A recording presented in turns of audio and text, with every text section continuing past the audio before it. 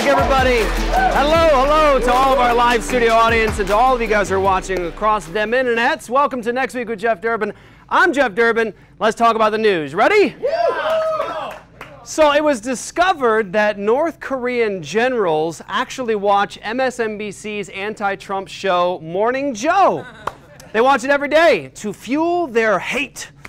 The show has also fueled these generals to buy some Prozac from the commercials and hire an accident lawyer. That's what they got. So a police dog was reportedly fired after losing interest in bomb sniffing. Believe that, okay? Fluffy decided art was his true calling. Bigfoot was supposedly spotted this week in California. Yes, he was running across a farm with a pig over his shoulder. The farmer would like to get the pig back, by the way. So if you happen to see the pig anywhere, please let someone know. We do have a picture of it for your reference. Here it is.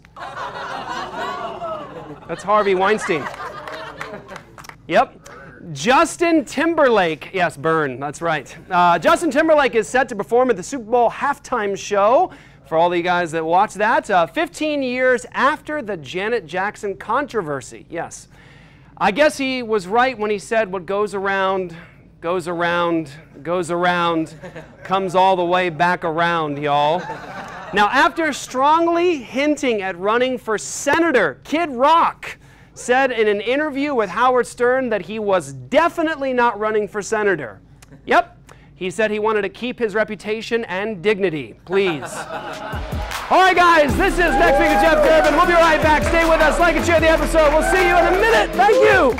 Enjoying the show? You can also enjoy Apologia All Access. For only $9.99 a month, you're able to get into shows, after shows, Apologia Academy, all sorts of amazing, great stuff. And you're going to want to log on. Like I said, it's only $9.99 a month. It's the same price as a cup of coffee. Wait, am I reading that right? A cup of coffee? There's no way that script is right. Who buys coffee for $9.99? Who's buying a $10 cup of coffee? This cup of coffee I stole from a man. There's a way that you can get around life without $10 for a cup of coffee. That doesn't make any, if you are spending $10 for your cup of coffee, you are spending the wrong amount of money in your life. Your whole life is disarray. You need to rethink your entire life. Trust me.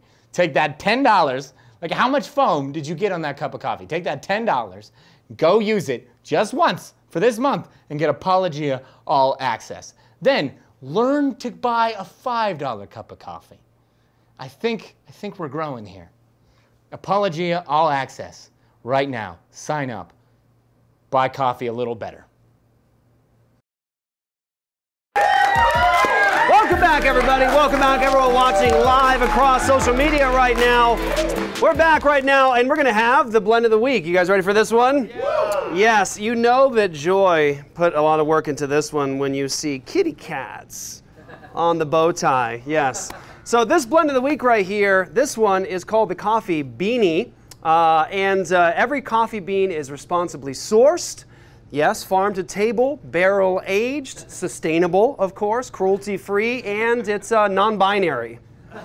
It's a non-binary bean. In other words, we got this coffee at Whole Foods. All right, let's give it a little taste of this. Oh, man, I can already taste how much better I am than you. All right. Welcome, guys. Let's talk.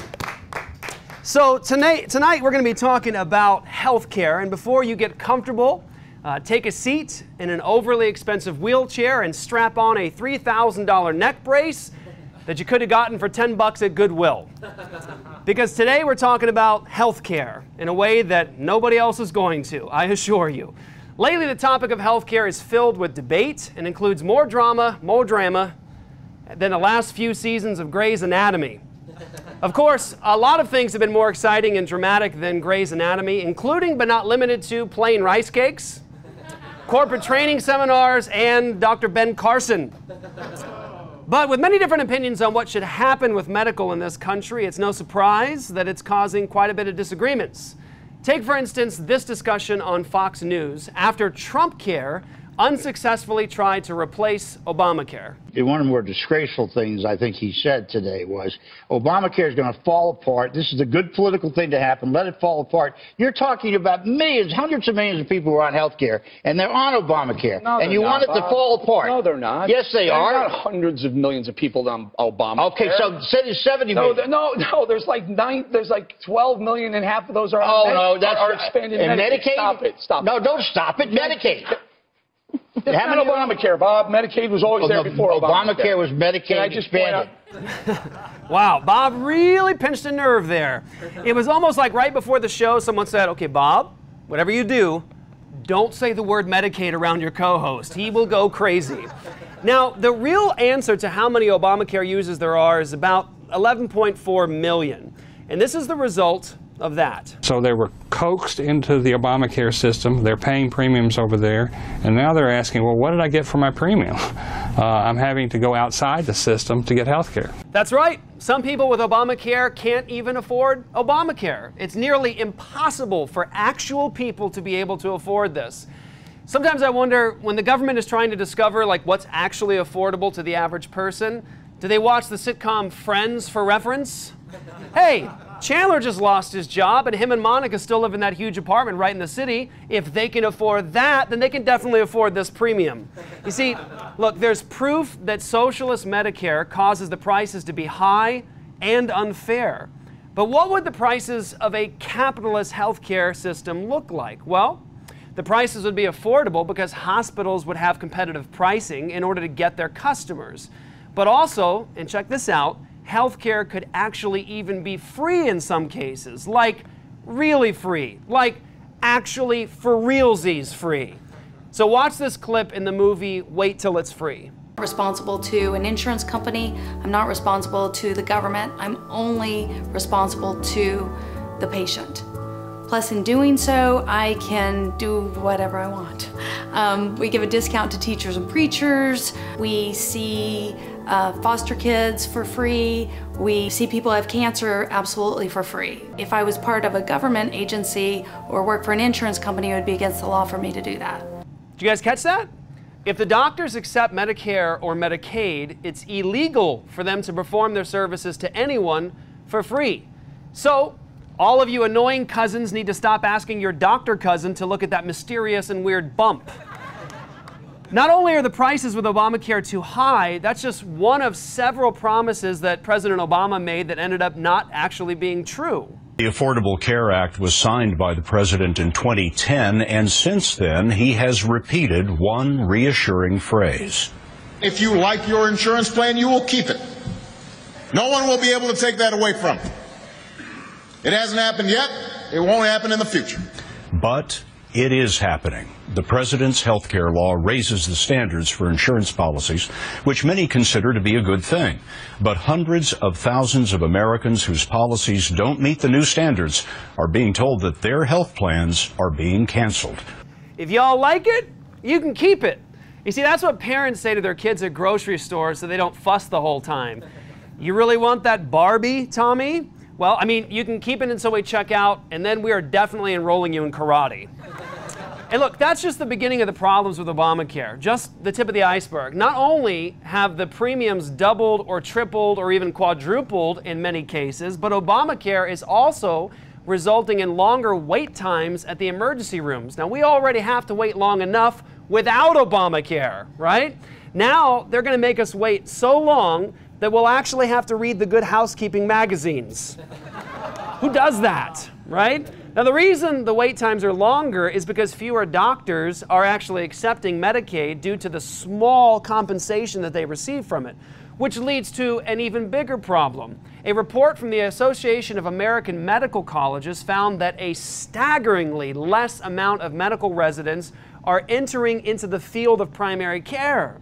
Now, that will lead to an epidemic of very little doctors in about 10 years. In other words, doctors don't want to spend $500,000 on becoming a doctor just to make the same amount as someone who says, "Would you like fries with that?" In a capitalist hospital, doctors actually exist, and they're rewarded for the quality of their work. And not only that, but when doctors get freedom, in their practice, they get to stand up for their Christian beliefs. In fact, let's look at the 1800s for reference. In American history, we actually have had a successful pro-life movement in the past, in the 1870s and 80s and 90s. Interesting. When abortion was legal, when there were a flourishing abortion trades, when peddlers were taking abortifacient pills all the way to the Pacific from manufacturers in Ohio and New York. And a pro-life movement arose, a coalition of politicians, lawyers, doctors, and pastors, led by the pastors, starting with Brick Presbyterian Church in New York City, and a very, very prominent pro-life newspaper in New York City called the New York Times. And together, they transformed the whole picture of medical practice in the U.S., created the American Medical Association, banned abortion, and banned all kinds of other lewd and manipulative medical practices.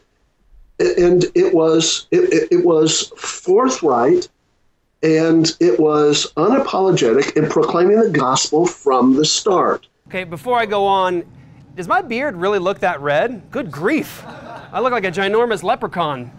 Now, doctors and pastors together created the American Medical Association. The American Medical Association. Now, as you can see, with a Christian medical system, doctors not only see their patients, they actually care for them. They can care for them. But Obamacare patients don't even have many options to doctors. It also limits their options to insurance companies. In fact, check this out. 7 states only have one insurer, which means that insurer has power over its patients. Now look, just lose against the kid in Monopoly and you'll realize quickly that when someone's in charge of your money, they can and they will do anything to take your finances, your pride, and your chips and salsa.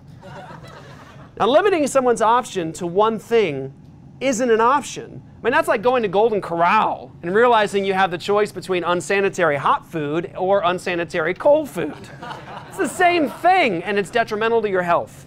Okay? Now, not having an option to your medical provider was a serious issue. And thankfully, we have Obama's kryptonite, President Donald J. Trump. Last week, the president signed an executive order that opens the borders to insurance companies, allowing you to get insurance from another state. Insurance companies will be fighting to get every single person signed up. And you will be hopefully negotiating, and you'll get such low prices for such great care. It should have been done a long time ago, and it could have been done a long time ago. This will allow thousands of small business employers to have the same purchasing power as large employers to get more affordable and generous insurance options for their workers. Rich and Leslie Baudry, where are they? Where are they? How are you? Nice to see you. How are you? Come on, get up here. Come on. How are you? Nice to see you, Leslie. They're here today from Louisiana, great state. Just left. They had a little hurricane damage, sort of they got hit, like Charles. So why does he talk about hurricanes like it's a casual tour he just goes on the road for? Like, I was just there, my hurricane tour was amazing, right? Amazing and great, those are his favorite words, right? Now, everybody recognizes the flaws in Obamacare. Everybody, including Democrats, especially Donald Trump, who's been trying to get rid of it since he swore in office. To say, get that son of off the field right now, out, he's fired. Sorry, I meant since he was sworn into office. Now, Obamacare is the greatest act of larceny committed in American history. It is straight up theft, and it needs to be taken down. I mean, the Bible even speaks against Obamacare. Yes, it does. It says in Exodus 20, verse 15, you shall not steal. A biblical, that's right, you can definitely applaud for that. You see, a biblical worldview recognizes that God, who is the sovereign, grants to individuals their rights over their private property. And thus, in the Decalogue, the 10 Commandments, the commandment, you shall not steal. You shall not steal gives to you guys it gives to all of us the idea, the assumption always that there is a thing called private property, that God, as the sovereign, gives me ownership over my property, whether it's land, whether it's money, and what God gives to me is mine. And it's up to me what I want to do with it, and no government has the right to simply take it from me via coercion. In the biblical worldview, there isn't a difference in terms of larceny and theft between the person who climbs over your wall in a black suit and a thing over his face, and the judge who's wearing a black robe and signs something into law with a fancy pen. Larceny is larceny in God's law. The Trump administration recognizes that and has been working hard to repeal Obamacare. The problem is they're also trying to replace it. And that's where there's an issue. Government medical insurance for everyone shouldn't exist in the first place. In fact, it didn't always exist anyways. Health insurance wasn't a thing until about the 1920s. And even then, it wasn't popularized until the 1930s. And the fast food chain McDonald's wasn't created until the 1950s. So nobody even needed the medical insurance until then. Insurance was a helpful thing until the government slowly got their hands on it. And because once the government gets their hands on something and they get involved in regulating something, that's right, Bernie Sanders fans, that's called socialism. And it's theft. So many young Americans are in favor of the idea of socialism because they think that means they don't have to pay for their own medical insurance. When in reality, young people do have to pay, but it's just not for them. It's for the people that can't pay for themselves. The closer you get to socialism, the closer you get to the single-payer system, which is no surprise. That's what Democrats really want anyways. Obamacare was just the flawed system to get them to that point. Don't believe me? Then how come it cost $200 million to make the Obamacare website and it didn't even work? I mean, MySpace is more functional and nobody even wants to go on it. It only took 3 college students a few days to make a working Obamacare site because that's what happens when you don't work for the government. You actually accomplish things. Which brings us up to a great point all on its own. Why would you want the government to be in charge of your health? When anytime they're in charge of anything, the results are generally terrible. The United States Postal Service hasn't given a good experience to its customers since the time it came out with the Elvis stamps. So those were good. Government workers don't have any reason to give you good customer service. Good customer service is what you get with an incentive. An incentive is what you get with capitalism. And you get capitalism because of the Bible. And capitalism is not the single-payer system. Contrary to what it sounds like, the single-payer system is not single mothers paying for the system. It's the government paying all of your medical bills. Except, they're not actually paying for it. You are. The government doesn't have any money of their own. It comes from us. You're just doing it in the form of taxation. You see, each person, thank you, will pay much higher taxes in order to cover the expenses of your medical bills. And for the young people that are healthy and young, you'll still have to pay the high taxes, but it won't be going to your need because you don't need it. It'll go to the criminals in prison, illegal immigrants, anybody else who can get taken care of for free. You see, that's what socialism does. It steals your money and it tells you what to do with the rest of your money. The government should never have the right to tell you what to do. You see, I should have the legal right to smoke, eat ice cream, cut off my own arm, gorge myself on Taco Bell. You see, that's self-governing. Granted, it's bad self-governing, but it's still self-governing. You see, the idea of capitalism works because it's based upon thou shalt not steal, private property. You see, NASA was government funded and it didn't get very far in technology. I mean, they did some things, but mostly they took inventions from privately funded companies. So let's look at privately funded companies. Elon Musk, he's created his own space program for people to take trips into space. And his company is already moving much faster than NASA ever has. Why? Because there's an actual reward. Capitalism provides checks and balances on the depravity of man's heart. For example, if I create my own pizza shop and I want to make the pizza as cheap as possible so I can profit more, I can't use rotten ingredients. I mean, that causes people to get food poisoning and they won't come back. But if the government made you buy my pizza, whether you got food poisoning or not, who cares what ingredients I put in it? In other words, Little Caesars is one socialist government away from being even more dangerous to your body. You see, capitalism is when hospitals thrive. Socialism is when people literally die.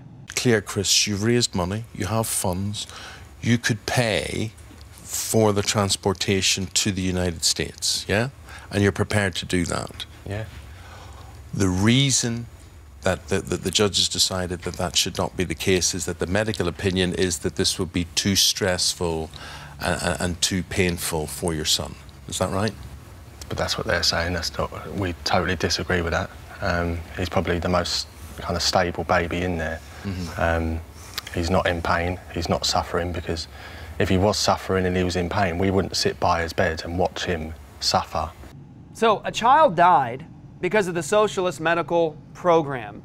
And it wasn't just with this child. Socialist medicine has what they call death panels, which is where the government rations medical supplies to certain people. So if you're beyond a certain age or you're low in their priority, you wouldn't get the supplies or the services that you need to survive. But of course, we wouldn't do that in America, right? Actually, Obamacare has actual death panels included in the law under the term Independent Advisory Board, known as IPAB. And although it hasn't technically been put into effect, it is technically legal. So you see, we've got a real issue on our hands if we want to do something to change things. The question is, what can you do? Well, get the government away from your medical care. Join Christian medical companies like Samaritan Ministries, where it gives you control and lets you help people directly. You see, we need to give control back to the doctors who legally, as of right now, cannot give anyone free health services if they accept Medicare and Medicaid. And we need to get back to the gospel, understanding that hospitals were created by the church. I mean, that's just a fact. Christianity gave the world all these blessings of these institutions and hospitals. I mean, they were run by compassionate people who actually cared for the widows and the orphans. It was done from the heart. I mean, without the church, you wouldn't even have nurses. Now, if you don't believe the church had a part in healthcare, then answer me this. Why did most hospitals' names start with Saint? Is it because they're fans of the football team? I highly doubt it. Thank you guys for watching Next Week with Jeff Durbin. Stay with us. We got an important interview next. Don't go anywhere. Like and share the episode. We'll be right back, guys. Thank you.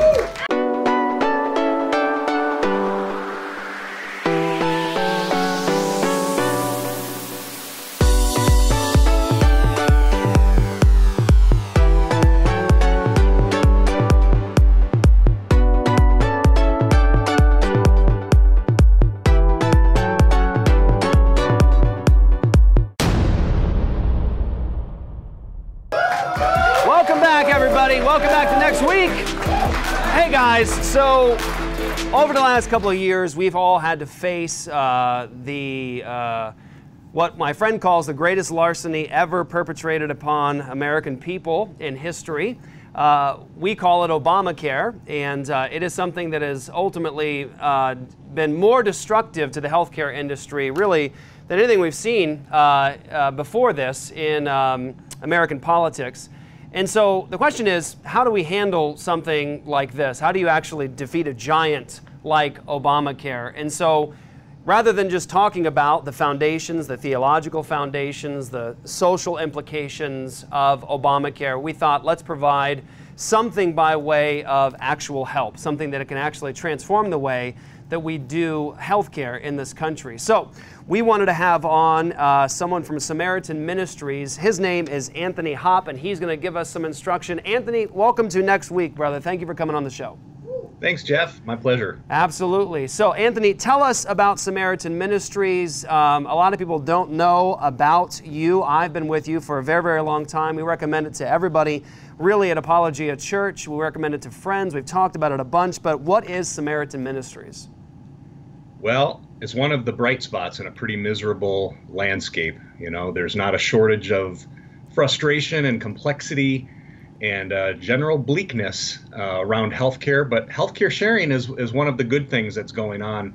Essentially, it is a biblical non-insurance approach to healthcare. Think crowdfunding for healthcare, where followers of Jesus Christ are able to put their faith in action, live out their faith in a very practical way by sharing one another's medical needs directly, person to person, household to household, without using any insurance at all. And Samaritan members have been doing that since 1994. There are currently about 70,000 households, or 230,000 individuals, and altogether that's about $25 million a month that goes from member to member for those medical expenses. And probably the most significant piece to this is that the direct sharing allows for not just the sharing of the financial need, but also community and connection, because we're able to pray for one another, send cards and notes of encouragement, and stand with each other in one another's time of need. It's a powerful thing, and I think one of the things when you look up Samaritan Ministries on Google, one of the first things that pops up is the statement essentially that this is about bearing one another's burdens, and it's a compelling thing, Anthony. I've been with the Samaritan for a long time now, and one of the incredible experiences in being part of Samaritan is where you have a medical need, you submit that need, and you start receiving personal letters from Christians from all over the country that they don't just send you a check to supply for your needs, but they also write a letter to you or handwritten notes just telling you that they're praying for you, they're sending you scripture. I mean, it really is a tremendous blessing. And it was interesting, one time I sent away for someone's need and wrote that I was praying for them, gave them a Bible verse, and we got tweeted shortly after I sent it out. Somebody that's actually a fan of our show received a check from me for their medical need, which is pretty powerful. Yeah. Those cards and notes often are the first thing that members talk about. They could have a medical need that's in the hundreds of thousands of dollars, and you'd think the first thing they would say is, "My goodness, these strangers sent me money," but it's not. It's the impact of brothers and sisters that we probably won't meet the side of heaven standing with us. That's what made my wife and I raving fans 20 years ago. We had a pretty significant medical expense, and we were thinking, is this going to actually work? That's kind of the typical path, is that somebody joins kind of tentatively. This is all new. What's going to happen? Does it work? And then somebody has a medical need, and then you put it to the test. You wait to see, and of course it works. We got all the money we needed in a timely way. But what struck me and my wife is, man, this is what the church is called to do, and the sense of community we experienced in that moment was really powerful. You've been around, Anthony, since 1994, so this isn't something that's just sort of come into existence, that hasn't been tested and shown to be true and valuable. And so that's, I think, powerful testimony to the effectiveness of this ministry. But talk to us about, what I find is interesting, Anthony, is not only does it work in terms of Christians taking care of one another's needs, bearing each other's burdens, it's effective, it's essentially timely, but it's not technically insurance, it's healthcare cost sharing amongst believers. But what I find interesting is that the monthly cost of supporting other believers ends up being less than some of the Obamacare premiums typically are. And you also don't have, the problem of saying, I've got to basically I got to pay $1,000 a month for my family in insurance premium, and then I also have to, essentially spend $5,000 to $10,000 of deductible before things start kicking in. There seems to be some tremendous benefits of just sharing the costs of healthcare with believers that ends up being actually cheaper than Obamacare. It is. We have prospective members who say, I'm paying more now for my health care than I am my mortgage, and we can't do this. Or we've got a somewhat affordable premium, but our deductible is so out of sight that we're bearing a lot of risk. So yeah, certainly while cost is not what usually drives a member to us, people join on principle. Cost is certainly one of the notable benefits. Right now, the most any member will ever share is $4.95 a month, but the monthly shares begin as low as $100 for a single, $200 for a couple, and $250 for a family. And those share amounts are based on what level of membership somebody picks. We have something called Basic, which is brand new, and Classic, what we've had for the last 23 years. And those essentially are differentiated by what we call an initial unshared amount, similar to a deductible, but for somebody in Basic, they would agree to a little bit of a higher amount on the front end, $1,500 to be exact, whereas members of Classic would be paying the first $300. So when you think about those in terms of deductibles, there's no comparison. Now there is a difference in that those initial unshared amounts are per medical need, not an annual amount the way that we think of a deductible. But one final piece about these initial unshared amounts is that through reductions and negotiations with providers, a lot of times that $300 and $1,500 can disappear altogether. Definitely. And you know, you brought up a good point, Anthony, and that's in terms of principle. When my family decided to start with Samaritan Ministries, we were excited about the potential. We were excited about this opportunity. The cost was lower, which was important to us. Removing that idea of the deductible was compelling to me. But we decided to go with Samaritan on pure principle, biblical principle. We know that if we're ever going to defeat what is essentially a socialist system, if we're ever going to move away from the idea of larceny as a good thing in society, taking from people, having goods and property taken away from us by the government through coercion, that we have to take the first step as a Christian. So if I'm going to say things about the public school system or socialism as bad, I can't participate in that system as a Christian, even though I'm one person. And someone may say, yeah, but what is your not participating going to do overall? So we did that. We did that, Anthony. We started with Samaritan on principle. We wanted to participate in something that would be a godly and righteous way in terms of health care. And so that's what got us into it, and we've been very, very impressed. And I want to say, Anthony, it's been really cool to watch even the growth of Samaritan in terms of numbers, but also in terms of how you guys handle the needs sharing. You've recently, or fairly recently, added the ability to be able to essentially upload the receipts and the costs to your server, to your system via just taking a picture of the receipt, which is actually sort of taken that time down a bit in terms of getting the need covered. So that's been a blessing. Right. Yeah, we are developing all the time some online tools for members, so you can submit a need with your phone if you want to through electronic bill submission. Yes. In about a month or so, we'll be rolling out e-sharing, which will be convenient for a lot of members. And yeah, absolutely, the principal aspect of this, Jeff, is so important because everybody's talking about how do we reform healthcare. Well, we do it when we start thinking biblically about free markets and personal responsibility and true charity. And charity doesn't mean taxing a group of people and redistributing it, even if it's in the name of healthcare. And That's what right. we have with healthcare sharing is kind of the intersection of all three, of people taking personal responsibility for their own healthcare, directing it themselves. There's both a responsibility to that, but also a liberty.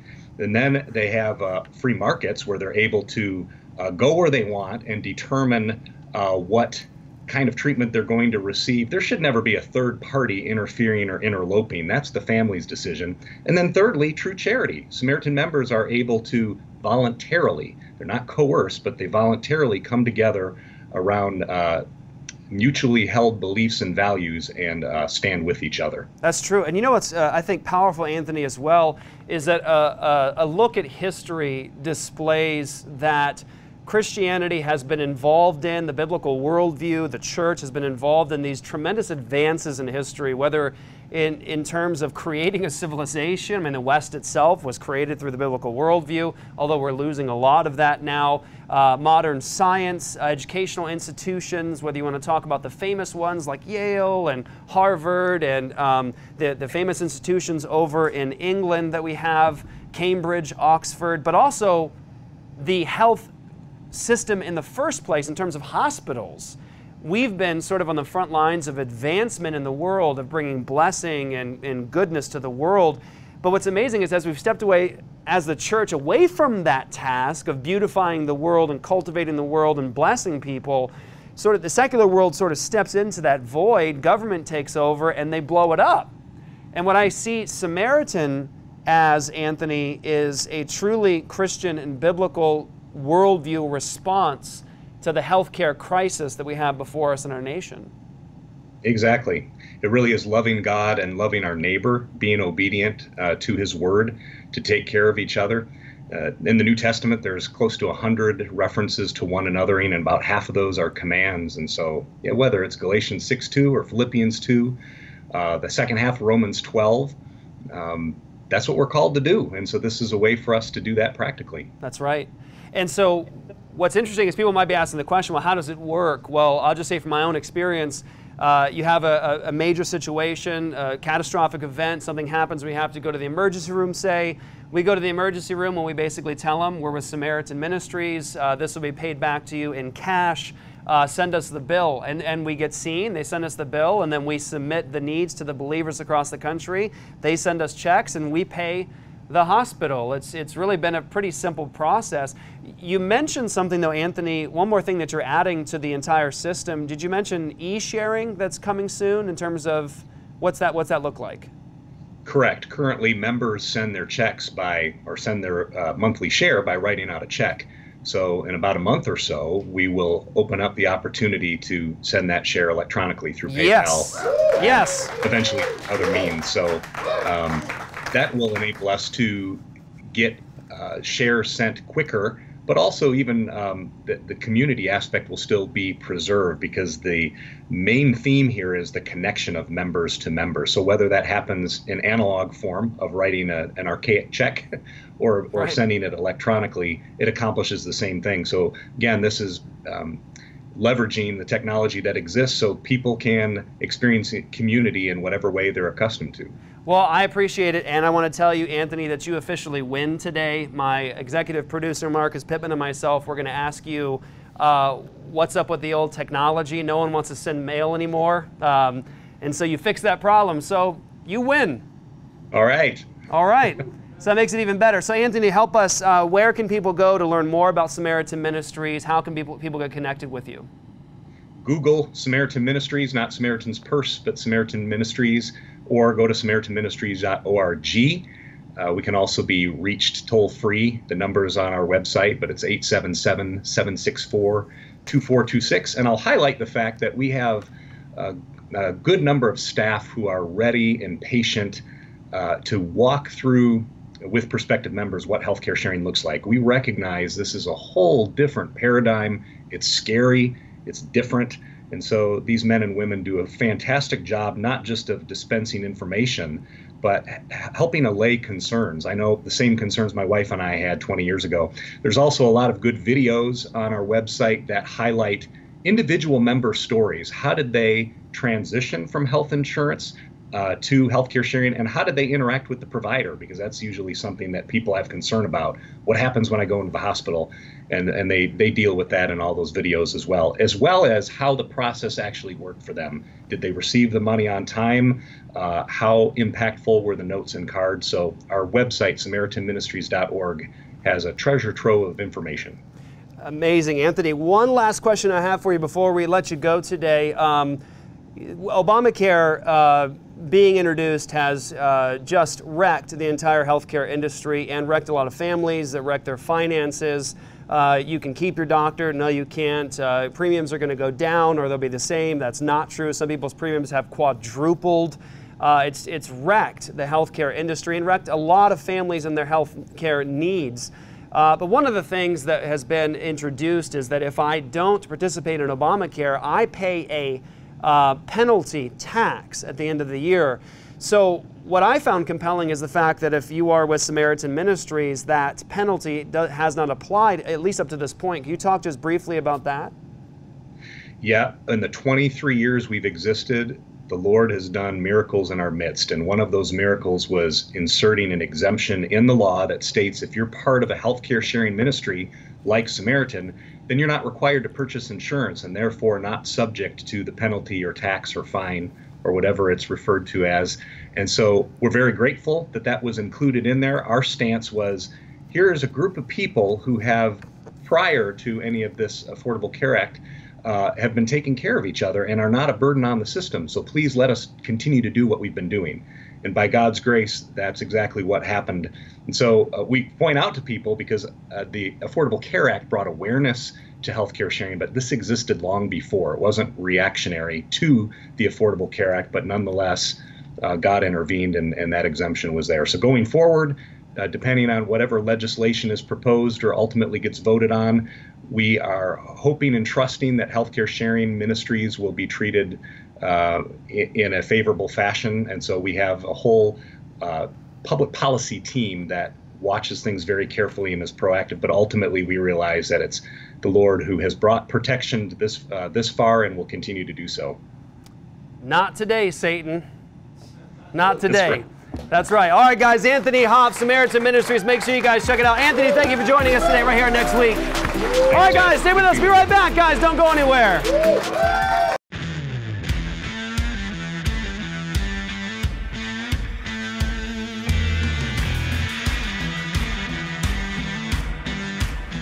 Apologia All Access is Apologia Church's opportunity to have a farther reach into the world with our proclamation of the gospel, our defense of the gospel, our engagement of the culture. And I pray, God, today that you would move in a mighty way, Lord God, to open the eyes and hearts of these people and draw them to your Son. So again, it's back to who do we believe, Jesus or Joseph? What it is this: people who are fans of our ministry, who learn from our materials, they partner with us. They join together with Apologia Church. They donate $7.95 a month. And when they donate, they participate with us in ministry, making all of this possible. The studio, our reach into the world, our evangelism, our special television show, our videos, everything that we do to communicate the gospel around the world. We began to go across the island and we saw the cults everywhere. There's a real opportunity to bring the gospel in a powerful way here. Ultimately, our goal is to create television programming that glorifies Christ in its quality, but can also engage the culture in its conversation. If I'm a Christian, if I believe in my Lord Jesus Christ, it stays with me in all areas of my life. That means if I'm in business, if I'm in politics, it stays with me. I like you a lot. With Apologia TV and After Show, we have guests like John Frame, Dr. James White, Ken Ham, and Denny Burke, with more guests added every week. And we discuss relevant news, information, and issues. We cover a wide breadth of topics, everything from abortion to apologetics to cults like Mormonism and Jehovah's Witnesses to biblical theology and Reformed theology. Foreknew, predestined, justified, glorified, links forged by God in this golden chain. So when you sign up for All Access, you get the weekly television show, the after show, you get Apologia Academy and all the advanced theological training, and you make all the additional content that we put out possible. There is evil and suffering in the world. So what? Nothing is ultimately evil in an atheistic worldview. So what? So the content we're able to put out, to reach into the world with the gospel, is made possible by you, our All Access partners.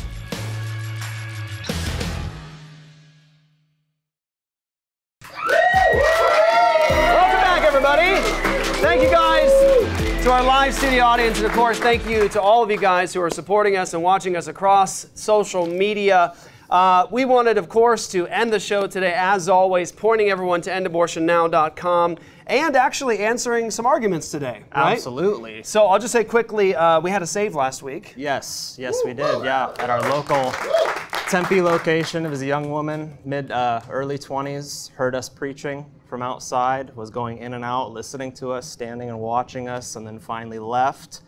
Pulled out in the driveway. A couple of our people were there to intercept and talk with her, and she ended up going to a local pregnancy center and getting resources to help her. She was 14 weeks, which was precisely how far along my wife is at this point with our second child. So it was extra resonating to see how she was reacting to us being there, how she was, hopefully the Word of God was beginning to take hold over her heart as we were preaching to her and offering her help. So powerful stuff. That's right. Awesome. So for those of you guys that are new to Next Week with Jeff Durbin, Apologia Church, Apologia Studios, we've been actively involved in trying to speak prophetically to our culture with the Word of God in the area of abortion. We've been going out to the abortion mills locally. and have saved upwards of 100 babies at this point. We don't even ultimately know the true number. We've gotten to hold some of these babies in our arms. Yes. We're speaking to our local legislatures across the country. You can do it all yourselves by just going to endabortionnow.com. You can click on the legislator tab and speak directly to your local legislator. It's a service that we didn't actually budget for or plan for, but we ended up putting into the website so you can have direct communication calling for an immediate end to abortion in your state and your local community. You can also get the free training and free resources. And as of right now, because of all the content and because of a show like this and your show, This Is Why, how many churches do we have connected with End Abortion Now? A little over 260 have registered with us. So yeah, it's awesome. We're still rounding up everyone, making sure we didn't miss anyone, getting everyone their materials, but just to have that many that have initially said, we're with you guys, we want to fight this alongside of you, we're ready to receive materials, we're ready to get help, we're ready to preach the gospel and save children and help mothers and fathers. That's very encouraging. It's a powerful thing. So this year we've been able to launch the website, give out free training, free resources. We actually spent twice what we were planning to spend in terms of sending out kits for free to churches, which we were happy to do. It's a really good problem to have, to spend double your budget on making sure churches are equipped. Yeah, it was a process. That's right. We had a conference this year with over 100 churches represented, pastors and leaders we were able to pay for to come out. We've had millions and millions of views on the content that we put out this past year. So God's been doing tremendous things. We were able to raise, by God's grace and through your support, about $250,000 to do this year's mission.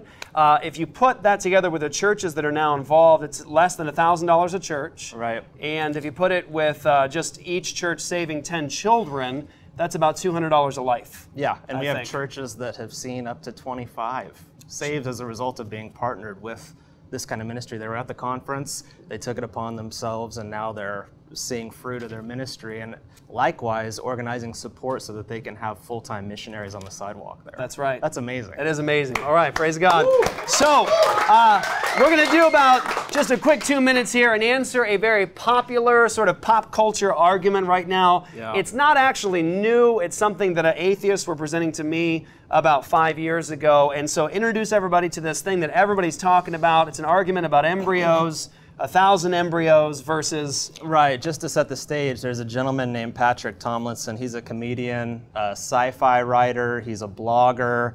And a couple days ago on Twitter, I mean, as far as right now where it's at, that's at about 30,000 retweets. So it's had a lot of activity by non-believers and those from the pro-life community interacting. But he basically presents a scenario in which he says this is the irrefutable arguments that really trips up pro-lifers, right? They don't have an answer for this dilemma.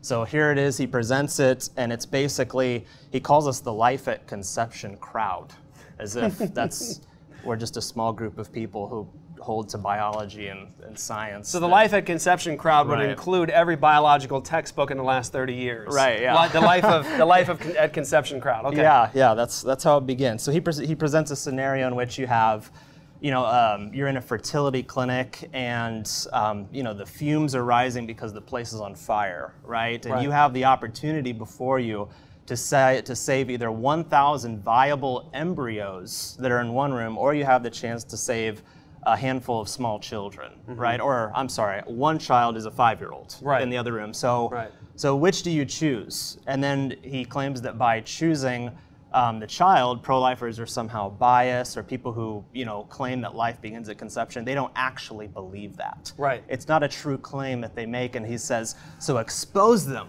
in their hypocrisy when they latch onto that. Expose them, and then when they do, you slap that big old pink P for patriarchy on them, is what he says. So he says specifically, and I just want to make sure I don't misrepresent you, Patrick, we're just lying in order to manipulate and control women. So that's kind of the common argument that you hear from especially those that are high up in the pro-choice community right now, people like Dr. Willie Parker, that this has somehow been a motion of progress for women's rights and feminism over the past few decades of them making progress in the area of abortion is seen as a women's rights issue, and they see any detraction from that as going back and overthrowing the progress, right? So those people are a part of the patriarchy, essentially, that are just trying to stop all the progress that's been made and manipulate and control women out of making their own healthcare decisions and having bodily autonomy, control over their own body. Yeah, so these are the kinds of things we hear all the time outside the abortion clinic. Yeah, it's not new. Right. And what it amounts to is essentially emotion-driven argumentation that never really provides any meaningful argumentation against the quote-unquote pro-life position or the abolitionist position. It's just an emotion-based argument, right? When Christians hear it, they go, "Uh-oh." Right. Now what? Because I want to save both. Right. Both communities, right? Yeah. So let's just talk quickly about the science. Okay. Now, from the biblical perspective, of course, the biblical worldview says that every human being, whatever color you are, whatever size you are, whatever stage of development you are, every human being is imago Dei, is in the image of God, and is worthy of value, dignity, respect, and love. That's right. By virtue of the fact that you're made in the image of God. So the biblical worldview doesn't do what, say, the humanist perspective would do, or just a wicked perspective, and say this person might look like a human, but they're not really fully human, right? Whether that's for, say a black person or a Jewish person, or in the case of the unborn baby in the womb. Yeah. The biblical worldview says it's human, it's image of God, it is worthy of value, dignity, respect. Now, biologically speaking, scientifically speaking, this argument provides no answer to the position, because what you have with developing human beings, no matter how small they are, the 1,000 that are there, is you have what is human by nature. Right. At that point, we're only talking about differences in size, how far developed they are, where they're located, and then, of course, how dependent they are. That's right. That's right. So from a scientific perspective, if Patrick would like to go that direction, what you have with a human being at conception is a human being at conception. All the biological components of human being are there. They are human by nature. And so this argument being presented doesn't actually offer anything by way of meaningful argumentation. What you're saying is, it can be said in a different way. You can say, if I was at the mall and I had the opportunity to save 1,000 adults or 2 children over here, which one? What would I save? Well, yes, you've presented me a catastrophic dilemma, right? What can I rescue in terms of human beings? Now, my answer to Patrick would essentially be this: I'll save the 1,000 humans, over the one. If you really want to present a catastrophic dilemma, I'll say, well, then, if that's what you're going to give me, I'm going to save the most rather than the smaller amount. But it provides ultimately nothing meaningful in terms of the debate over abortion. Right, and Patrick himself, just if you take a look at his Twitter feed, he seems to be very antagonistic against the God of the Bible. Biblical revelation, ultimately, too. So first question for Patrick would be, how do you account for dignity, value, and worth in any measure, in any degree, for a human being apart from the God of Scripture? That's right. You can't do it. So foundationally, you can't do it, first of all. So that's the first challenge that he would have to climb over in order to even have a seat at the table. That's right. This is a good point, is that presenting the emotions here, presenting the argumentation, is pulling on the heartstrings of a Christian because he can. Right. Because a Christian has a meaningful worldview to make sense of the dilemma.